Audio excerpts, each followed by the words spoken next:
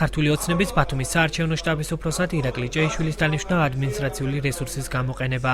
ეს განცხადება დღეს დემოკრატიული მოძრაობის ბათუმის ოფისის ხელმძღვანელმა გააკეთა. ჩემურ ჭანტურიშვილის თქმით, საქართველოში მოქმედი კანონმდებლობის მიხედვით საჯარო მოხელეს წინასაარჩევნო პერიოდში ჩართვა იკრძალება. მისივე ინფორმაციით აჭარის მთავრობის აპარატის უფროს უწყებაში ერთწლიანი სამუშაო სტაჟი არ აქვს და ირაკლი ჭეიშვილის შვებულებაში გასვლა უკანონოა. ბრალდებებს ხესვე გამოეხმაურა მთავრობის აპარატის ყოფილი უფროსი. ირაკლი ჭეიშვილი დემოკრატიული მოძრაობის ბრალდებებს უსაბუძვლოს უწოდებს. მისივე თქმით, მას აჭარის მთავრობის აპარატში 11 თვიანი მუშაობის სტაჟი აქვს და მისი შვებულებაში გასვლა ახალი შრომის კოდექსის გათვალისწინებით კანონის ფარგლებში მოხდა.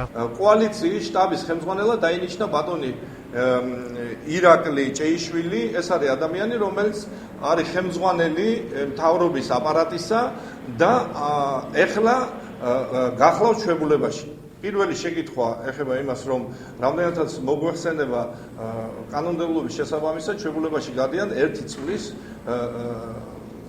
ნაყოფიერი მუშაობის შემდეგ.